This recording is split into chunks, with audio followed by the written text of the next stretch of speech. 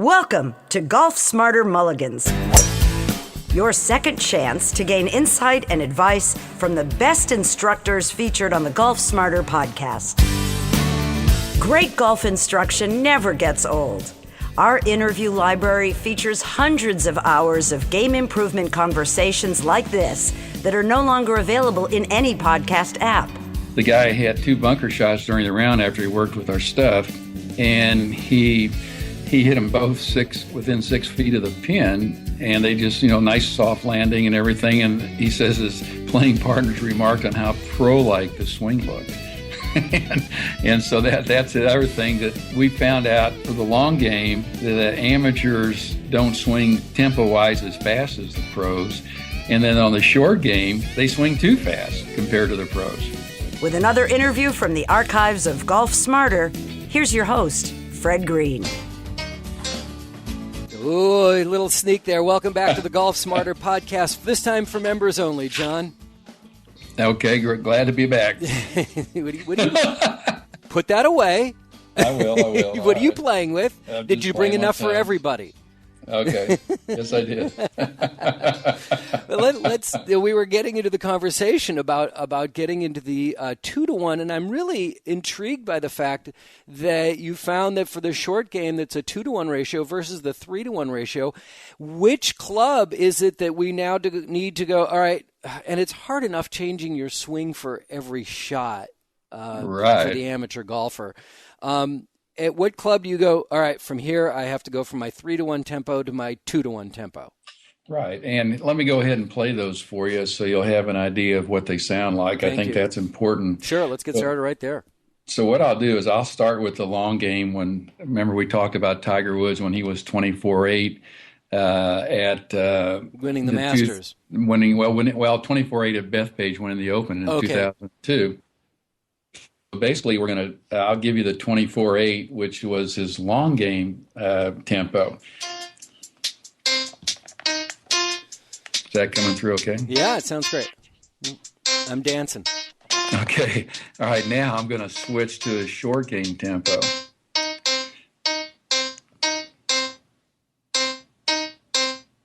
I'm going to go back to long game. Give me with the you were doing with your son's voice on doing the words. Uh-huh. Do you have that on the 2-to-1 as well? I don't have that on the 2-to-1 yet. We're gonna have that, but not yet. All right. Can you vocalize it? How that works? Sure. Let's go back to the short game. I'm telling you, the bump, bump, bump. I'm now, when I stand at the tee box with my driver, people are like, "What are you doing?" And I'm tapping my driver. Dun dun dun. That's it. You got it exactly. Dun dun. And I'm tapping 2, 3, 4. And when I'm ready, I'm like whack. I smack the driver down to the ground. I step up to the ball. And go. Yeah. Exactly. Well, this is the same thing. It's swing, set, through, swing, set, through, swing, set, through. And that's the short game. That's when Tiger's putting his best. He's 16-8. Oh. And so basically and here again what we talked about was that it's much more even swing than with the driver, which has got a faster downswing. And this is a much more even tempo. Yes, absolutely. It's much more even and much smoother. And I actually like to warm up on the range with the short game tempo, even with an iron. Sure. Just to get started, because I feel like I have more time on the backswing. I don't know if that's just me or what, but I think it's a good idea. Then once you get past what we call an L drill, you can go to the 3-to-1. And it'll feel much better. And then the interesting thing in our newest book, Tour Tempo 2, the Short Game and Beyond, is we have a thing called the force. And that was the question you had about, when I have these different tempos, how do I take it to the course? Mm-hmm. And this thing that we call the force is, I think, it's going to be really one of our best contributions to golf. It's the last chapter in the book, and I'll let everybody read it and they can see what it's all about. Not even a tease? I mean, read the book? Come on, man. This is the members only group. This is a very forgot, unique audience, and and I'll tell you something about the Golf Smarter for members only audience. They'll go out and buy the book. So give me a tease. Come on. Okay, I'll give you a tease. All right. Well, what happened was Junior has presented Tour Tempo to the PGA of Sweden. They had him in for to go to Sweden to give a talk to the teachers there, the PGA teachers at their workshop, and then also he's presented just this year at the PGA of the Netherlands, Holland. And so basically he wanted to freshen up his presentation. So he emailed Bob Grover, who is our Yale physicist that proved our theory. And he asked him, Bob also had another part in the paper about what happens physically on the golf swing. And he likens it to a spring that is twisted and then released. And basically it has a certain ratio, a force ratio. And so he and Junior corresponded some more back and forth on exactly what he meant by that. It's a little bit beyond me. But how we translate it is into what we call the force drill. And this drill is absolutely just fantastic on, I think, on helping you be more consistent in the swing and helping you have an easy distinction between long game and short game swings. So that's kind of the stuff on the force. And if you look on Amazon with some of the reviews, the guys that have used it are pretty pleased with it. I bet. Yeah. So I don't know if you answered my question about at what point do you say this is the club I need to go to a 2-to-1? Oh, okay. Well, basically, I would say depending on how good the player is, they should. Just practice with a little bit. Practice with the tones at 2-to-1 from 100 yards in. And basically, most players, it would be probably about 50 or 60 yards in where they'd start on the 2-to-1. Oh, okay. So it's close. Anytime you're doing a full swing, that's going to be 3-to-1. Ah, it's the full swing versus okay. Knockdown, partial swings. It's kind of interesting on this force thing. I'll just give you my co-author, his whole family is big into golf. His brother, his name was Tom Garrett. He's one of the best players that ever come out of Kansas City, was on the PGA Tour in the 50s and 60s. And basically, John's dad was a big golf player as far as enthusiastic about it. And I've known John for over 10 years now.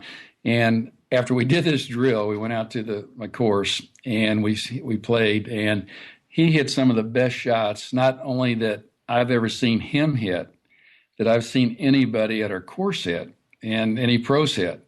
They were just unbelievable. They just were right on the flag, and every time you look at it, he was 10 feet away or 3 feet away or something like that. The wind didn't bother him. They were just quite incredible. And he's been playing the best golf of his life. I think this year was the first time he's got to be in his late 60s, and this is the first time he's ever been under par on a golf round. And he's been playing since he's, teenager. Well, if that's not a testimonial, I don't know what it is. Yeah. I mean, I can't get much better than that. Yeah. Wow. So but to answer your question, it's anything that's anytime you're getting close to into the green and you want accuracy over distance, then the 2-to-1 ratio is what you're looking for.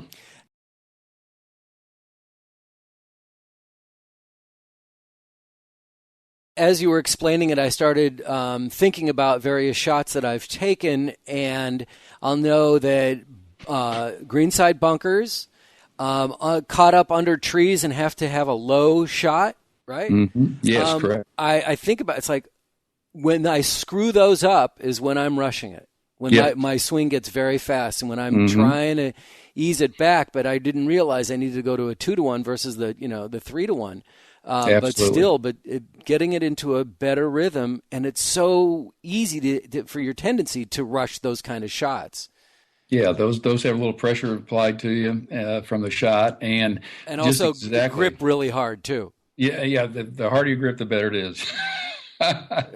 No, basically, that's exactly what you're saying is correct. Is that the accuracy for shots? And for example, one of the reviews on Amazon for the new book about the bunker shots around a green.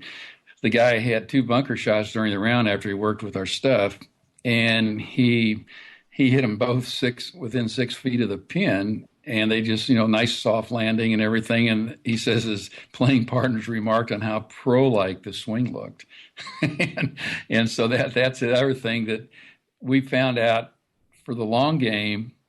The amateurs don't swing tempo-wise as fast as the pros, and then on the short game, they swing too fast compared to the pros. Yeah.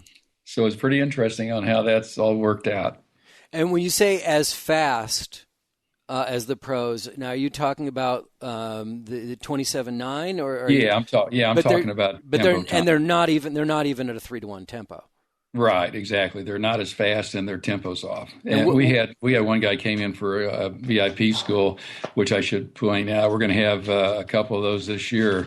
And, next year, I always think of it this year, but we're having one in Scottsdale in February. Then we'll probably have some February 2012 is what we're February 2012. Mm-hmm. And we're also going to have a couple of VIP schools, hopefully at the new Patriot course in Tulsa, Oklahoma. Dan Rooney is the guy that started the Folds of Honor, I believe it is. And that's where they contribute funds to our men in uniform that have lost their lives and to their children to give them college educations. It's a really great cause. But they've got a brand new course down there. It's one of the top courses in the country already. And we're thinking we're going to probably put on some schools there. But one of the first guys that came into our school when we first wrote the book, his tempo, I believe, was 56.11. And so when you can, what? Are you talking about frames again? Yeah, 56.11. Yeah, so think about 56. That's 5 to 1, right? Yeah, right. And think about Tiger being 24 frames back. This guy's 56 frames back. Take a nap. Yeah, and you know what? His while fault he's is, swinging. All he's heard is low and slow, and so that's what everybody's heard. And so that's what they attempt to do. And then of course, there was always the confusion between what looked smooth and what was fast. And the thing we asked in the original book is, and we should ask now, is to you, who has the quicker tempo, Greg Norman or Ernie Els? And what would be your logical answer? Norman. Yeah, that's what everybody would say, but guess what? Because Els is so smooth. And never looks like he hits the ball hard. You're kidding. They're both the same. Now Els you're really is maybe a frame quicker, than Norman. That's really interesting. So you can't tell with your eyes what the tempo is. And so what everybody's attempted to do is to swing so slow that they look smooth. And of course that doesn't work. So you have to go to the tones, and we recommend refreshing yourself on those every once in a while also. But that's one of the things that we found is that what you see with your eyes is not always, because nobody would believe that Ernie Els is the same speed as Greg Norman as far as tempo. No, I'm fascinated. Counterintuitive. Yeah. So they're the same as tempo, but are they both like a 24/8 type of tempo? Or? Yeah, 24/8. Actually, Greg is 25/8. And here's an interesting fact: when he blew the Masters, he had that 5 or 6 stroke lead and fouled 0-1. On the 16th hole, he was teeing off. He dumped it in the water. Okay, he was 32/8 on that swing. Okay, so what my whole theory on that deal is that he was trying to protect his lead and trying to swing slow on the backswing, maybe not on purpose, but maybe subconsciously. And so if his normal good swing's 25/8, and so he's added 7 frames, which is about almost 30% more time. A second, yeah. Yeah, and so all of a sudden now he's pulling him in the water. He's stuck it. He's coming to 16th hole, and he sticks it right in the water on the left-hand side. So basically, that's what tempo can do to you. So Norman's 25/8. What is Els? Els is 24. He was 24.8. Now, an interesting thing on Ernie Els, he's not playing great lately, and the reason is his downswing is now about 10. And so basically, he's slowed his downswing for some reason. It's another thing that's happened to Vijay Singh. Why he's not playing well lately is that he used to be a nice 24.8, and now he's also a 24.10 now. And so these guys are too slow on. They're actually probably doing a little bit of casting or something at the top, and they're not swinging the club back down. So everybody's got a theory why so-and-so's not winning on the tour. And, of course, especially like Johnny Miller and the announcers, they all have a theory of what's working and what's not working. Has anybody approached you, or has anybody started talking about the tempo, the tour tempo rhythm? Oh, yeah. Yeah, quite a bit. We've done, we do a thing on Sirius XM on Brian Katrick's show, and we generally will put we'll let him know what the tempo numbers are on the winners of the previous week's PGA Tour event. And it's pretty interesting that when he starts talking about that. And basically, we've also done Junior, my son John Jr. and John Garrity went down to the tournament in El Paso. Oh, it was El Paso. No, it was San Antonio. That's Champions Tour. They were on the Champions Tour segment of the Learning Center. They had a nice little 5-minute segment. And they actually went up to one of the guys that was practicing for the Pro-Am and put him through the tones and improved his swing immediately. And but we were on the Golf Channel. That was back in, I think it was probably October. But yeah, we have been getting some press on that. Fabulous. I'll tell you, when we did our Golf Smarter adventure to Prague back in 2009, Lou Nussbaum, one of the people who traveled with us and he came from Southern California.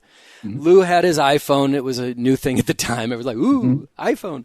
And he took video of me taking a swing and sent it to me. And it was just around the time that you and I spoke. So I had it up on my computer, and I did, I put it up here in QuickTime, and with the arrows, the right and left arrows, I started counting. As soon as I started my backswing, click, 2, 3, and you can count. And everyone should try this, right? Do it with your iPhone, your iPad, absolutely. Your pocket camera. They all do video now, so it's real simple to do. And if, in fact, you have a flip cam or a pocket cam or anything that you can get a 60 frame per second, that's even better because you can slow it down and really see what's going on. But 30 frame per second is all you need, and you can click and count for yourself what you're doing. You don't need a coach for this, right? No, you can do this yourself. You can do it yourself. Just put it on QuickTime and just advance the frames one at a time and count the ratio, and there you are. Yeah, I was 27.9 when I did that. I was like, nice. Yeah, I was like, cool, yeah. Okay. And it's definitely helped. It's definitely awesome. something that every every amateur golfer should be conscious of. And those guys who are saying, I can't slow down, I can't. It's like, dude, you can. If you want to, you're not going to get any better if you keep doing the same thing. Cut it out. That's right, exactly.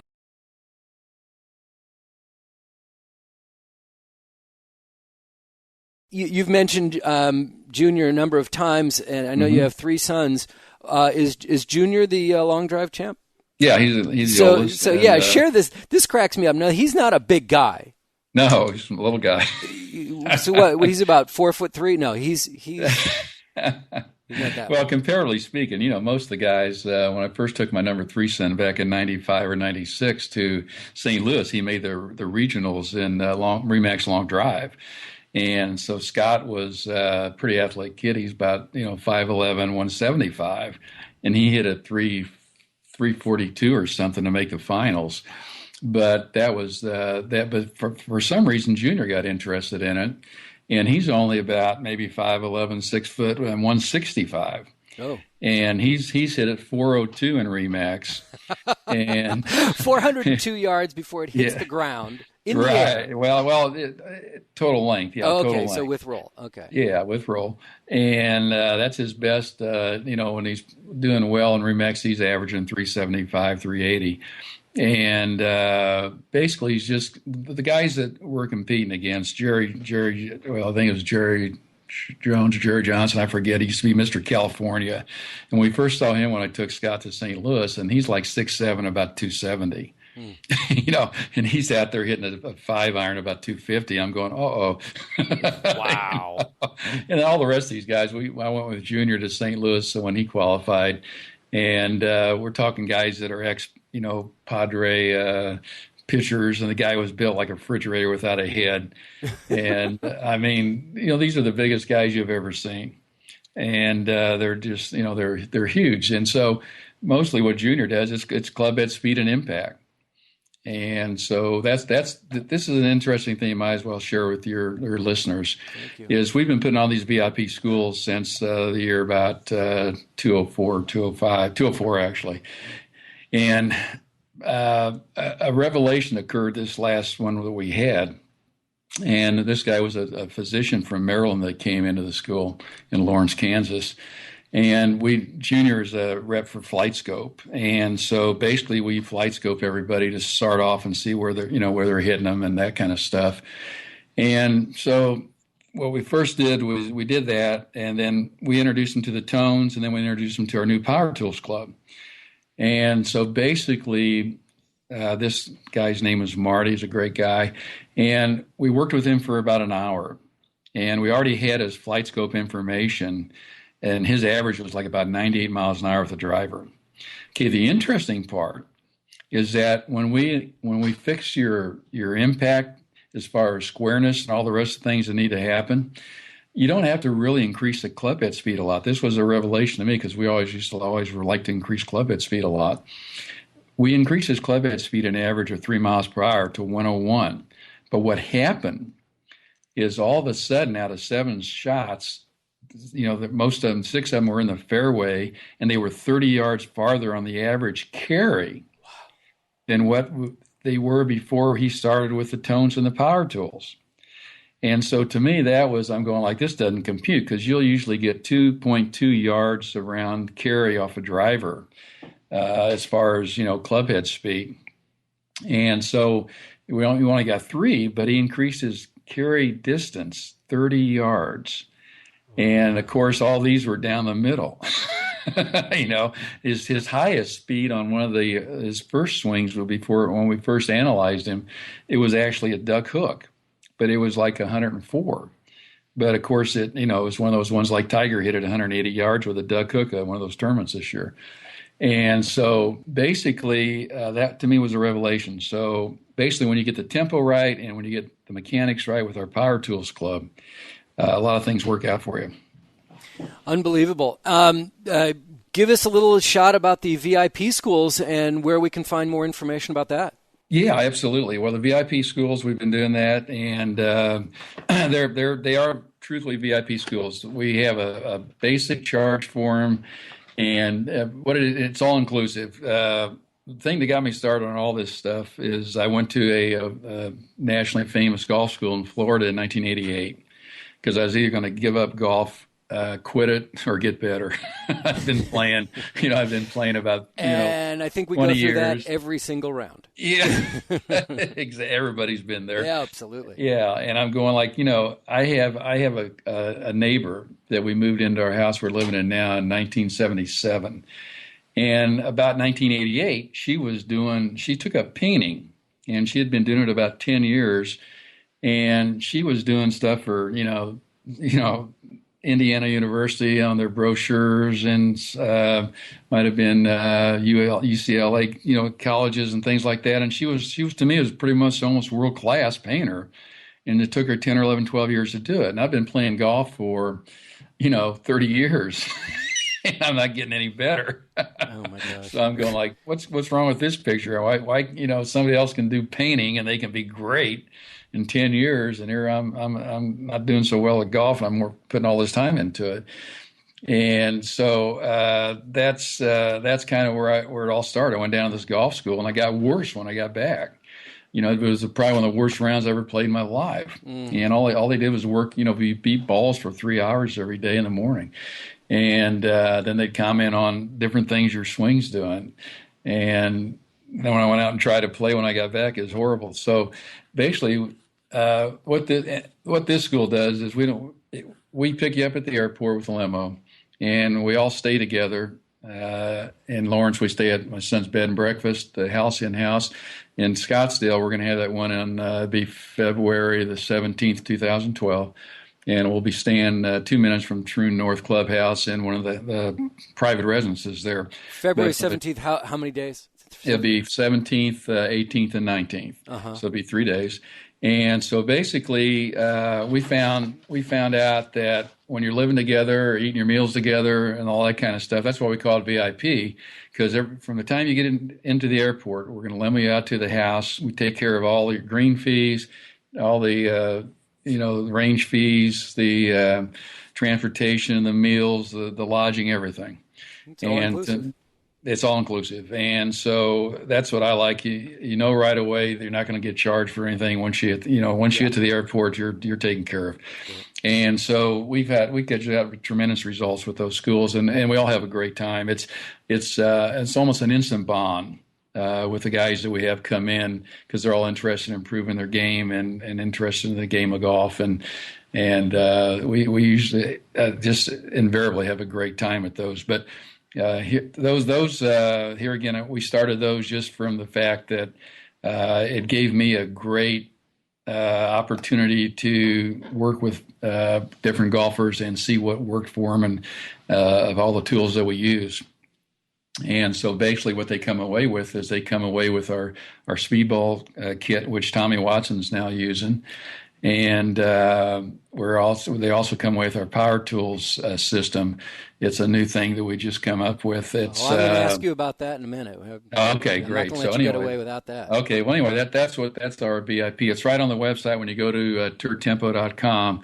If you'll go down to our VIP school, and then they'll have some various pages on that. But it's basically what you'll learn is you're going to learn a bunch of drills at the school, and you'll have the implements and the tools to, anytime your swing gets off, you'll be able to get it back on track just by using the drills and the tools that we give you. Okay. So that's a pretty neat little system to for the rest of your life. Yeah. That's tourtempo.com. Yes. Okay, great.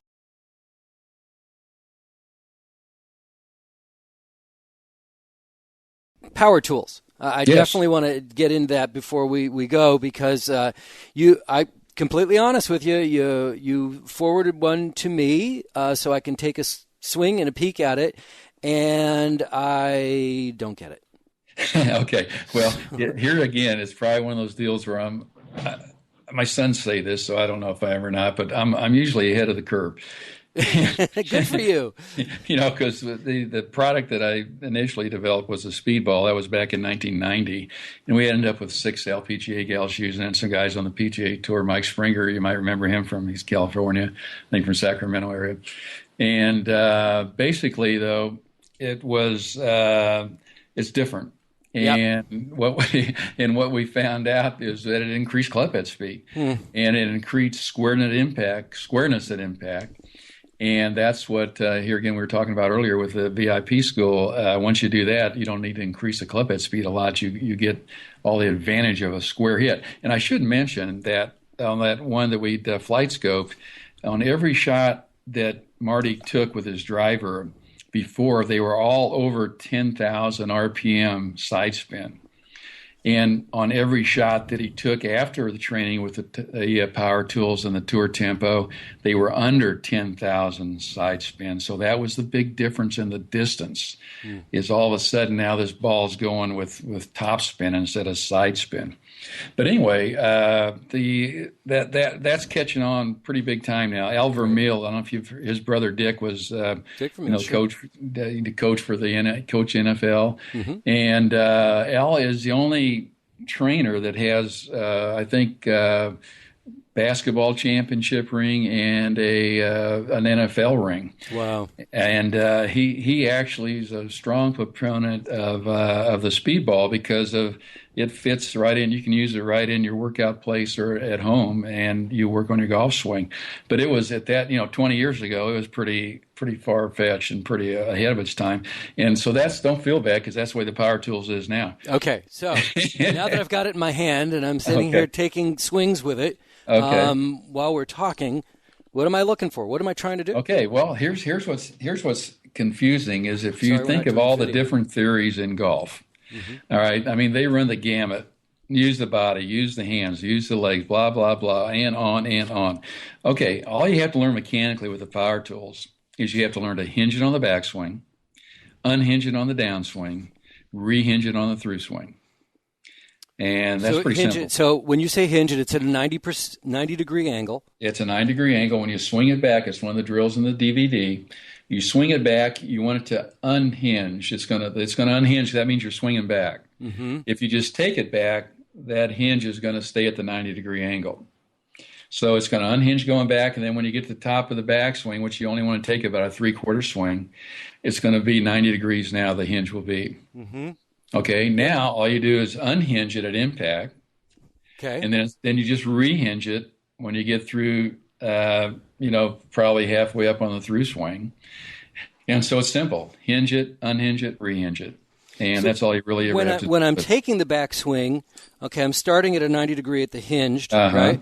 So as I'm taking my backswing, should it not open up? Should it not? No, I actually want you to start out. Let's say that I'd actually like you to start out with the club about, let's say, 45 degrees left of where the ball would be. Where you're actually pointing, both arms are pointing out about 45 degrees left of where you are at address. Okay. And then you're just going to swing it back from there. Okay. Oh, I see. You're saying the club should be in front of me. Yeah, club should be in front of you. You're just going to use your body and your arms to pull that back to top of backswing. Right. Once you pull that back, you'll find that will unleash, and now the club will straighten out like a regular club. Mm-hmm. But then when you get to the top, it's going to rehinge. Yep. Okay, and that also helps you to hinge your wrist, because we want some hinge in your wrist so that you create that power angle between the shaft and your forearm. And when it's hinged behind me, should the hinge be facing directly down the fairway or towards the ground or up in the sky? The hinge. Well, if you're going to all we want you is like a 3/4 swing, about 3/4 back. So actually what'll happen is it actually is a perfect illustration of where your club face is also. So you can just imagine that's where, the short part is your club face. And so basically if you want to hinge it so that's square, and basically you want to close or you want to really open.